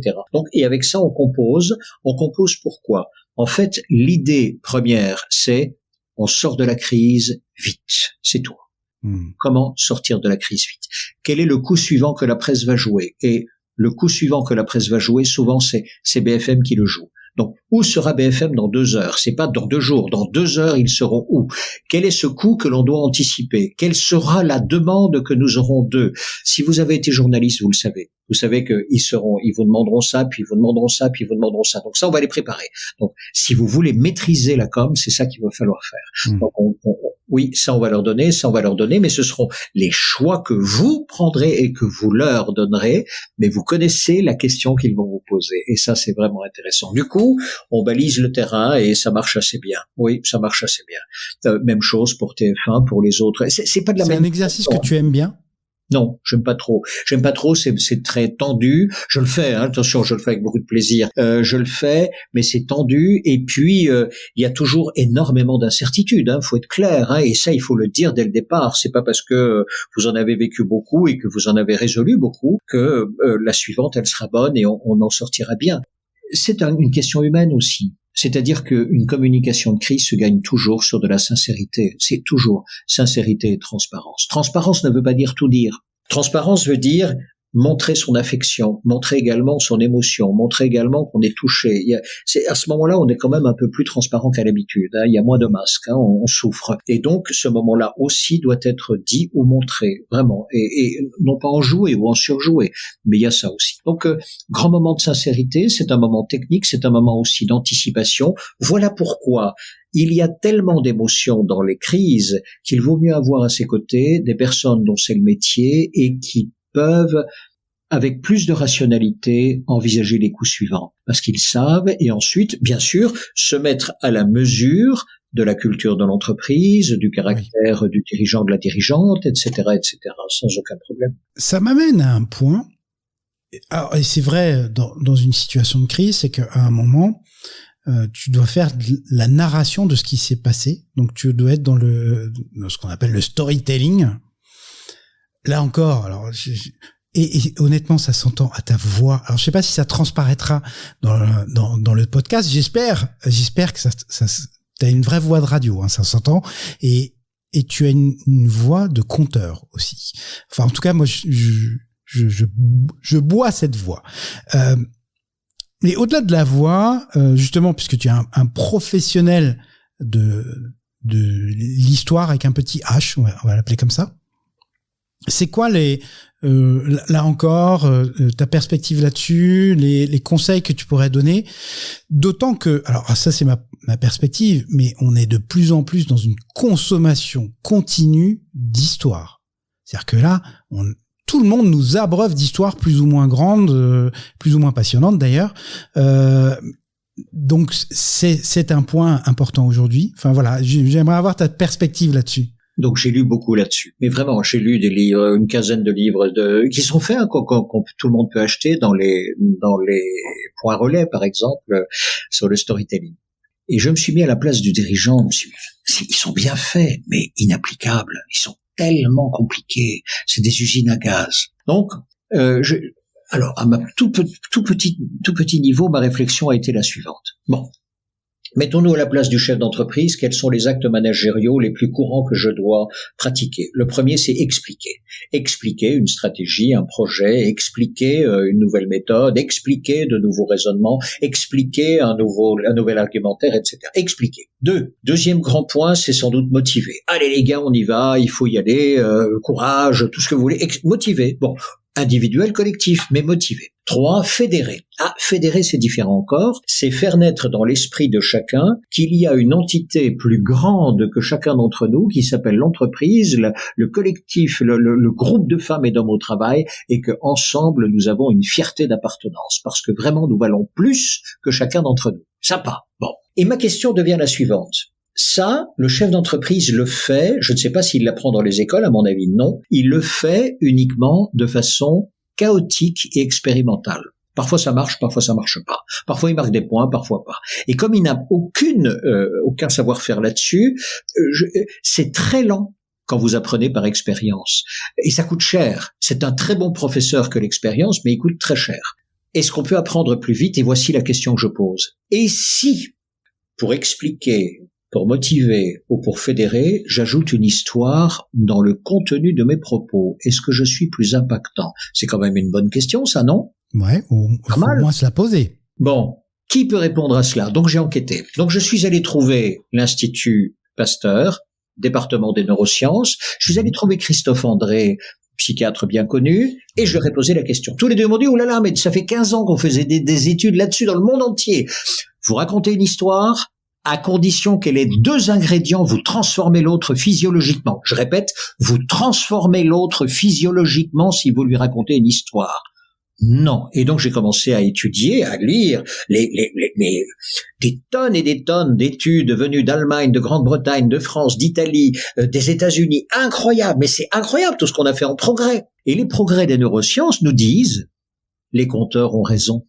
Dès lors que vous avez du suspense et dès lors que vous avez de l'identification, l'histoire va porter. C'est-à-dire que vous transformez l'autre dans deux hormones. La première, c'est la cortisol. La cortisol, je vais vite, mais la cortisol... Non, mais c'est super intéressant. Vas-y, prends ton temps. Moi, je suis tout mon temps. Elle va demander au foie de réinjecter, de dissoudre les graisses pour réinjecter du sucre dans le sang. Autrement dit, quand il y a du suspense, vous devenez un baril de poudre, un baril de nitroglycérine. Voilà pourquoi vous êtes accroché à votre... Mais physiquement, vous avez mal aux muscles parfois. Tu dis, putain, mais qu'est-ce qui va se passer? Et tous vos muscles sont tendus. Mais ça vient d'où cette énergie-là? Ça vient que vous êtes dans un déluge de cortisol et que cette hormone-là, entre autres, c'est une hormone qui vous rend, mais qui vous donne une force incroyable. Et parfois, vous bondissez de votre siège en disant, il est trop con, putain, mais il aurait dû à la gauche, nom de Dieu, le con, il l'a pas vu. Voilà. Et vous explosez. Mais ça vient d'où? Deuxième point.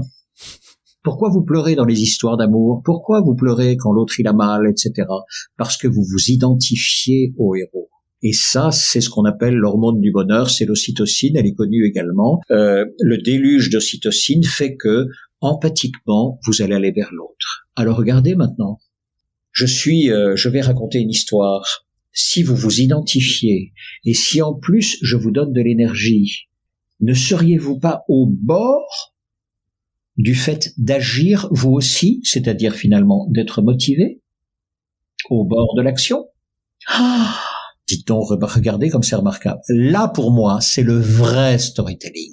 Et alors maintenant, la question devient, bon, ok, on a bien compris le mécanisme, et merci beaucoup, messieurs et mesdames les neuroscientifiques, mais quel type d'histoire pour expliquer? Quel type d'histoire pour motiver? Quel type d'histoire pour fédérer? Est-ce que toutes les histoires, finalement, vont produire les mêmes effets? Non, pas du tout. Non. Et donc, est-ce que les mêmes figures de rhétorique vont être appliquées dans un cas ou dans l'autre? Pas du tout non plus. Vous allez avoir l'analogie dans l'explication, vous aurez le type du modèle de l'exemple dans le deuxième, et dans le troisième, vous aurez l'antimème. Waouh, ce sont 3 choses différentes. Et ces 3 choses différentes conduisent à 3 histoires différentes et avec lesquelles vous allez rentrer. Je vais vous prendre un exemple sur l'antimème, parce que c'est magnifique. Et l'antimème, c'est un mot compliqué, compliqué, abscon, on ne l'utilise jamais. L'antimème est basé sur l'induction. Voici. Donc, qu'est-ce que l'induction? L'induction, c'est le fait de partir d'un cas particulier pour aller au général. Bien. L'induction, en logique pure, est toujours fausse. Elle est toujours fausse. Vous ne pouvez jamais, en logique pure, dire « j'ai vu un truc, donc la loi générale est ceci ». En 1798, tous les naturalistes européens pensaient que les cygnes étaient des oiseaux à plumage blanc. Pourquoi? Parce qu'ils n'avaient vu que des cygnes à plumage blanc. Il se fait que cette année-là, un Allemand en Australie occidentale constate avec une équipe de chercheurs qu'il y a des cygnes à plumage noir. L'induction avait conduit tout le monde à une erreur majeure. Ce n'est pas parce qu'on a vu 1 million de cygnes blancs que vous pouvez induire que tous les cygnes sont blancs.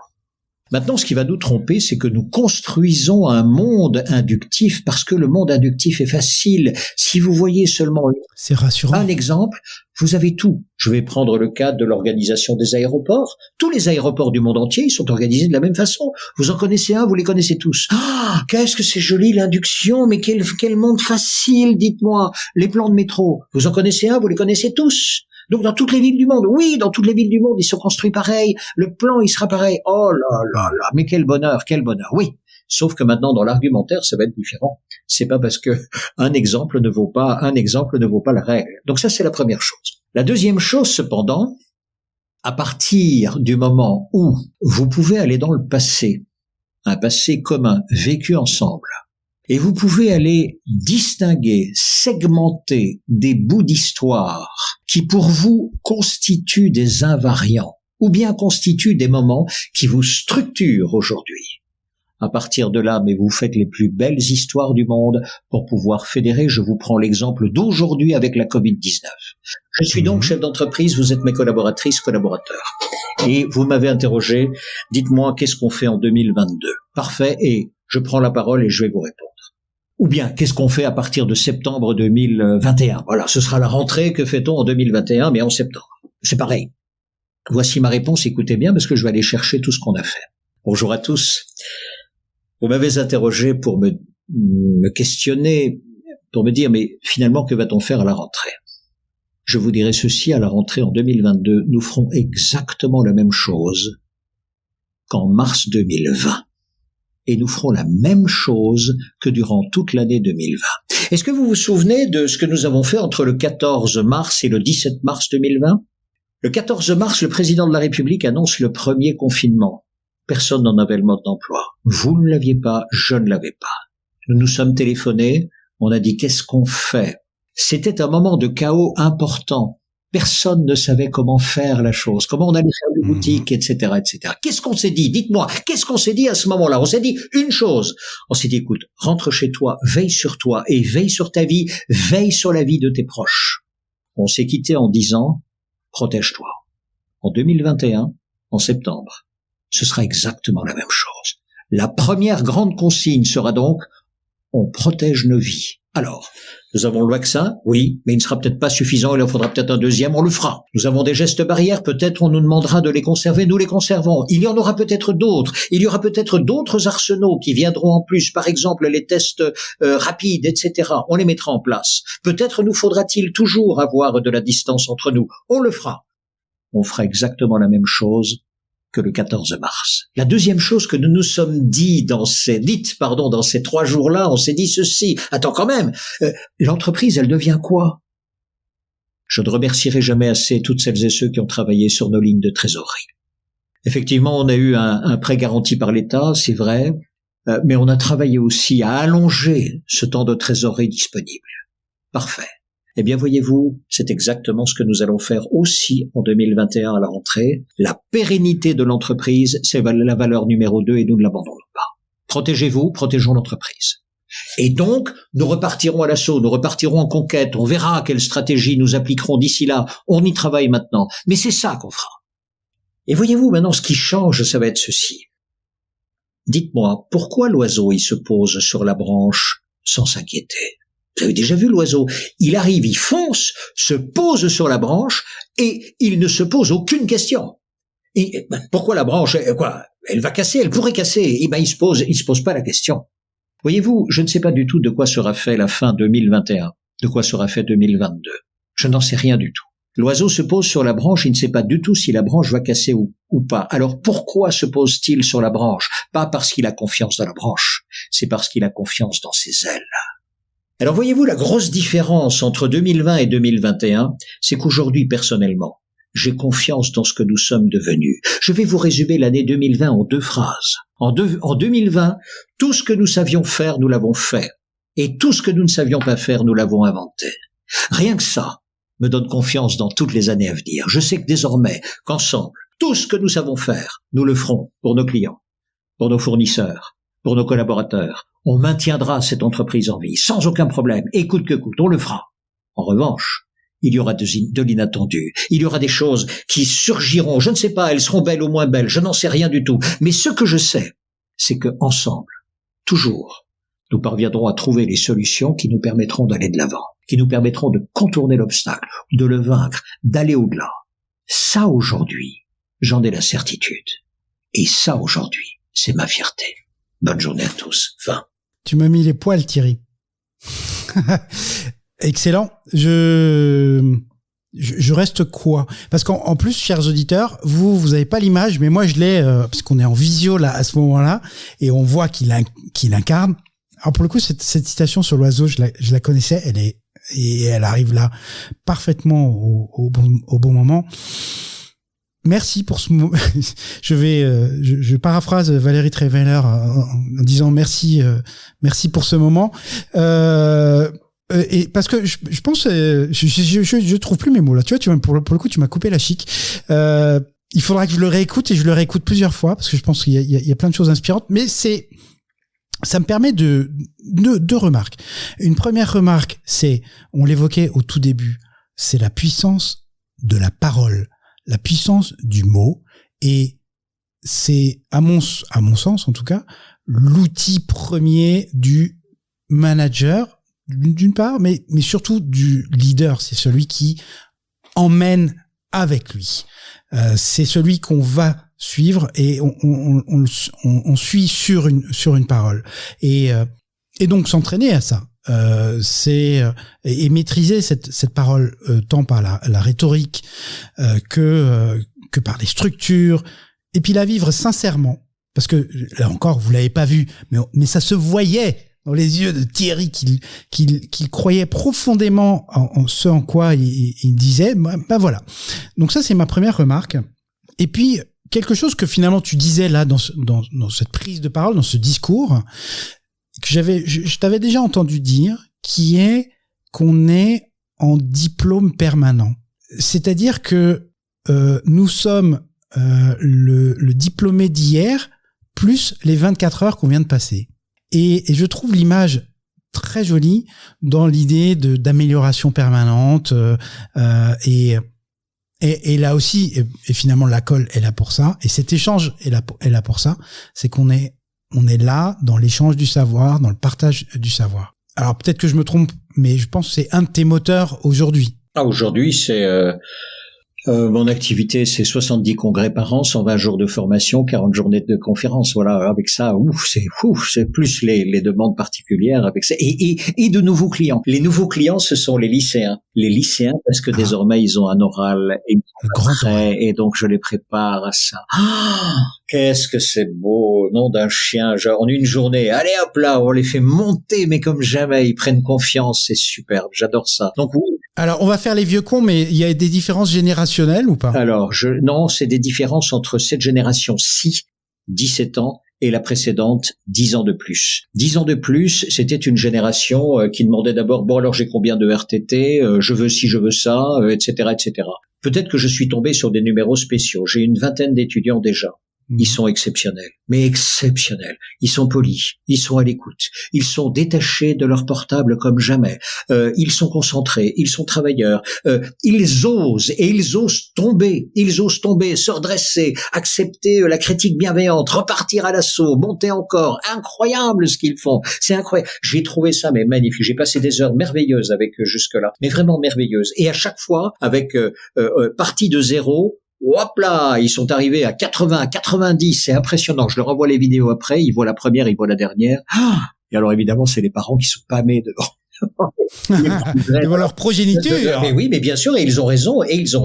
Et alors en plus, je leur dis ceci, attention, on n'est pas à l'école. À l'école, on vous dit, ne fais pas de fautes. Ici, je vous dis, on fera des fautes et c'est normal et on va les faire ensemble. Donc, je veux qu'on tombe. Si on ne tombe pas, on n'apprend pas. Donc, c'est exactement l'inverse. Et je leur dis aussi, ne condamnez pas vos professeurs. Ça, c'est la logique depuis 2 siècles. Mais dans la vie, c'est pas ça la logique. Vous serez jamais là-dessus. On tombe de toute façon. Donc, la question n'est pas, est-ce que je ne dois pas tomber? Tu tomberas.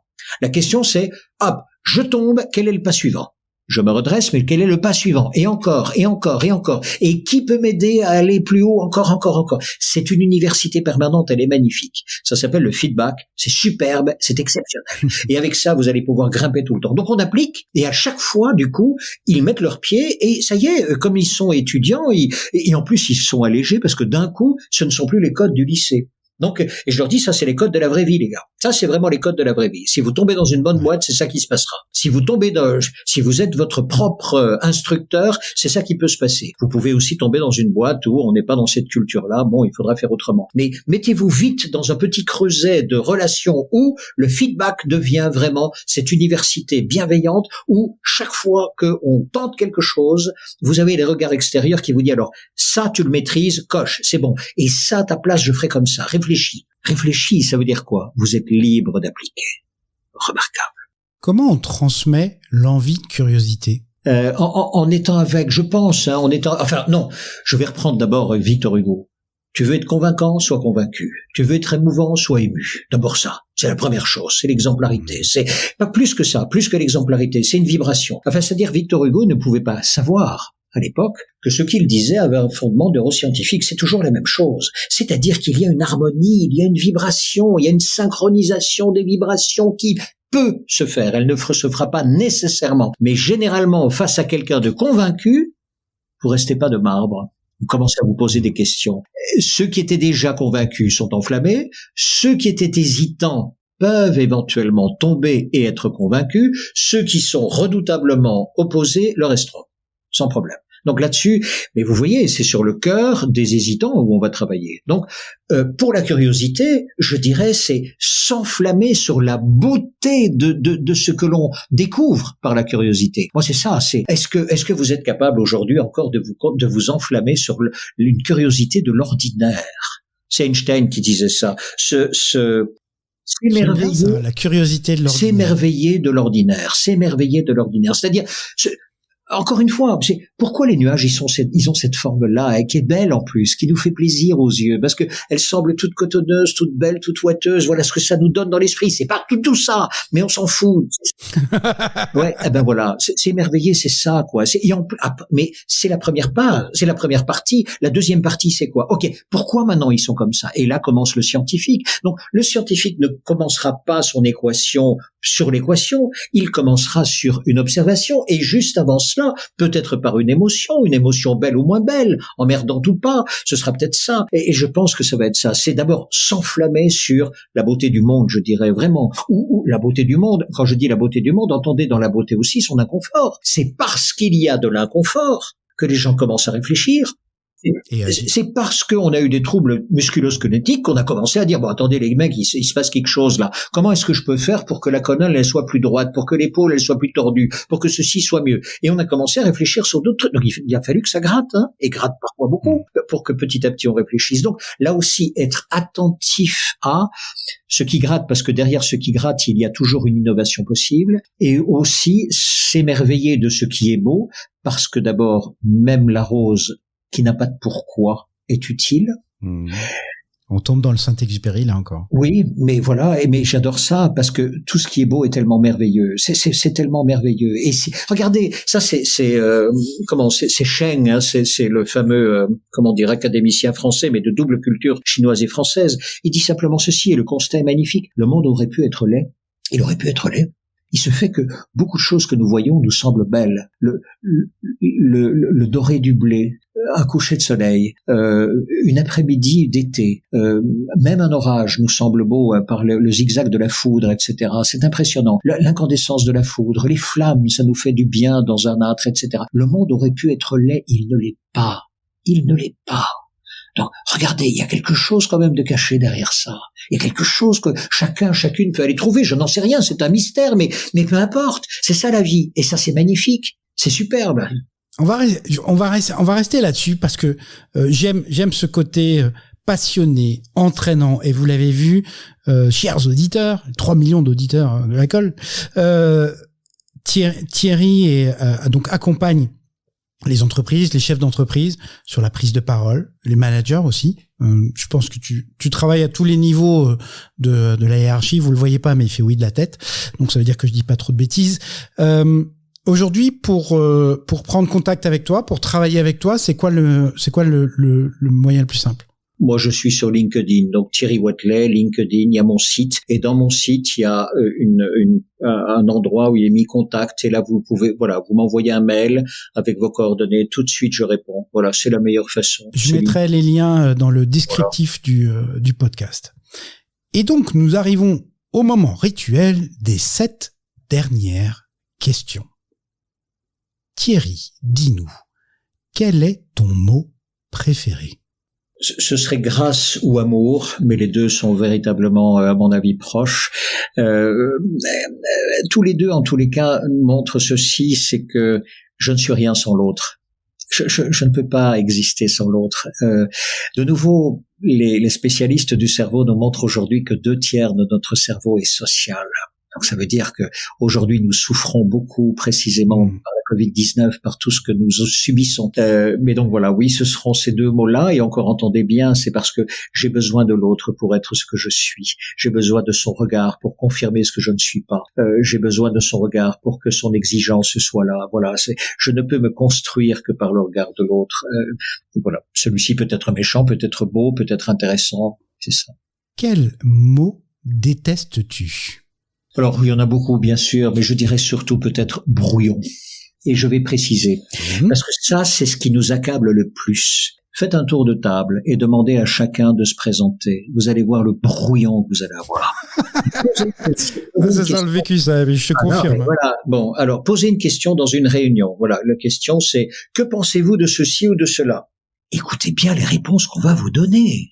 Les assemblages de mots, les pertes de temps, la capture du temps de tout le monde, parce que je suis indiscipliné dans l'exercice de ma pensée.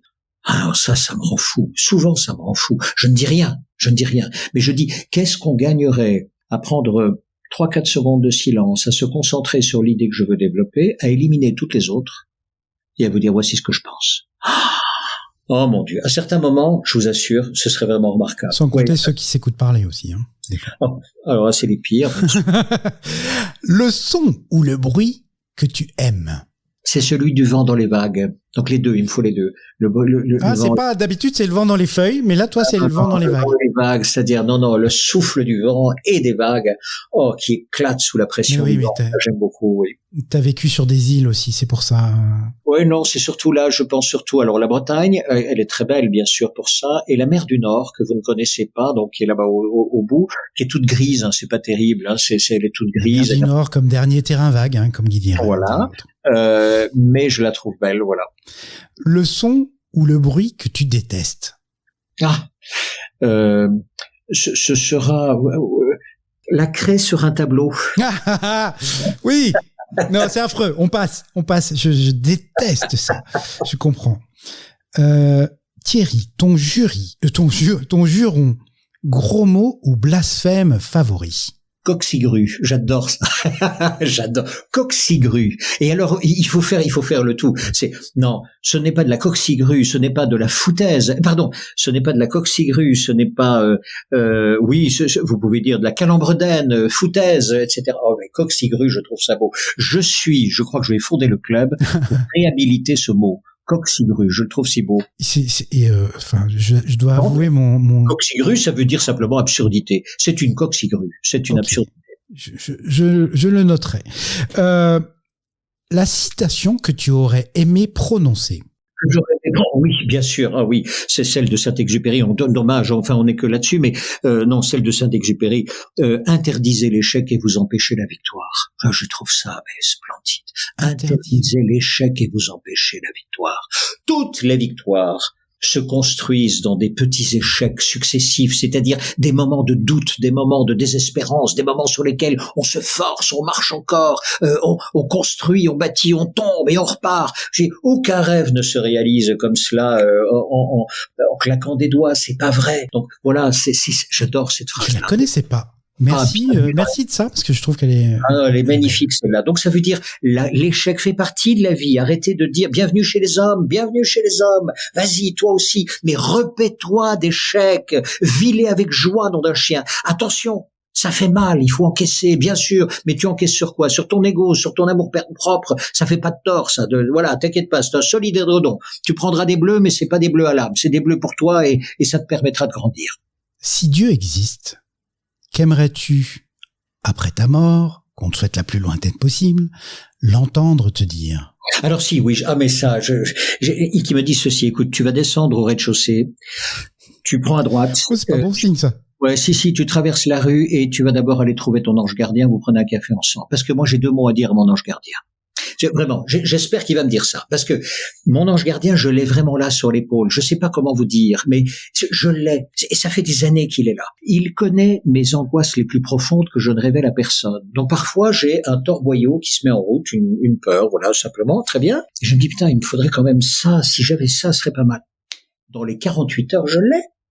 Non, mais j'ai rien fait pour. Dans les 48 heures, j'ai exactement l'attente qui me vrillait les tripes ou qui m'obsédait, j'ai la réponse. Alors ne me dites pas, la volonté crée la réalisation. C'est pas ça l'objet, j'ai ce qu'il me faut. Bon, alors quand ça vient une fois, vous dites hasard. Ça vient 2 fois, vous en parlez à un copain qui dit non mais tu as bossé pour ça. Oh non, attends, non.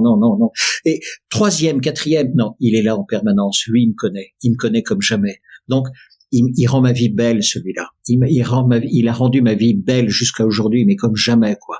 Ça veut pas dire que j'ai pas eu d'épreuves, ça veut pas dire que j'ai pas eu de coups mauvais, pas du tout, c'est pas ça.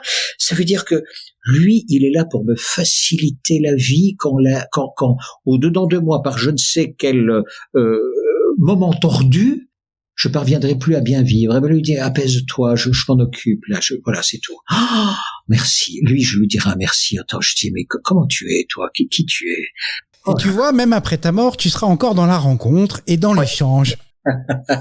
Et voilà, et ça dénote bien du personnage.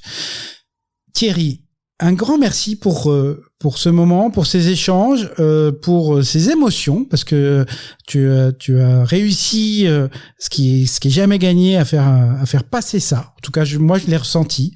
Donc un grand merci pour ça. Et allez, c'est promis, dès que tout ce bordel est fini, on se boit un coup. Super, merci. Avec joie. Merci beaucoup Thierry. Merci, bye bye. À bientôt. Bravo, vous avez tenu jusque-là. Si cet épisode vous a plu, vous pouvez le partager avec tous vos amis. Point important, abonnez-vous à La Colle sur votre plateforme de podcast préférée pour obtenir dès leur sortie les nouveaux épisodes.